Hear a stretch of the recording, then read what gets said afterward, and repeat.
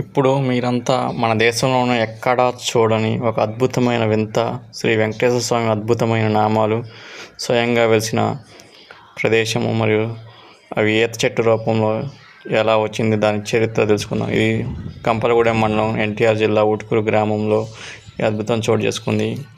ఇది 70 సంవత్సరాల క్రితం ఒక ఆంబోతు ఎద్దు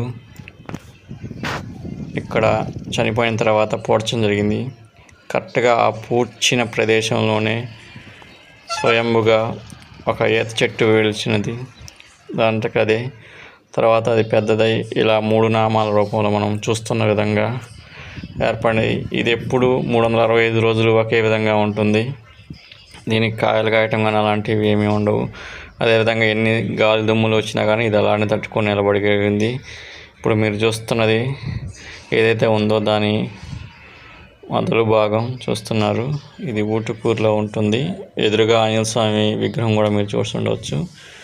ఇక్కడే కరెక్ట్గా ఇదే ప్రదేశంలో ఆంబోతుని పూడ్చినారు.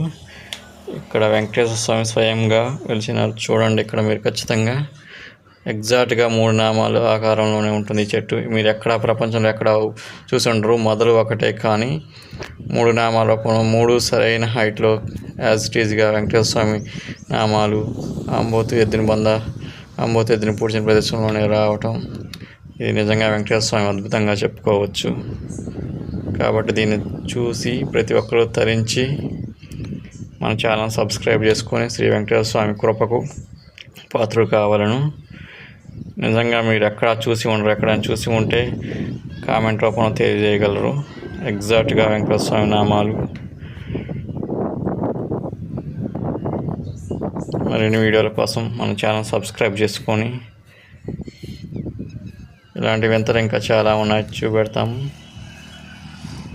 చూడండి ఎగ్జాక్ట్గా ఇదే ప్రదేశంలో ఆంబోతు ఎద్దుని పూడ్చిన ప్రదేశం ఇది. సుమారు 70 సంవత్సరాల క్రితం జరిగిన సంఘటన ఇది. దీని చరిత్ర అప్పటి నుంచి కూడా ఈ చెట్టు ఇలానే ఉంటుంది. ఎన్ని గాలిదుమ్ములు వచ్చినా కానీ 70 సంవత్సరాల నుంచి చెట్టు సేమ్ అదే విధంగా ఉంటుంది. అదే ఆకారం, అదే హైటు. ఎప్పుడు చూసినా 365 రోజులు ఎండాకాలమైన వానాకాలమైన చలికాలమైన అదే విధంగా ఉంటుంది. చూడండి ఎంత అద్భుతంగా ఉన్నాయో నామాలు, వెంకటేశ్వర స్వామి నామాలు.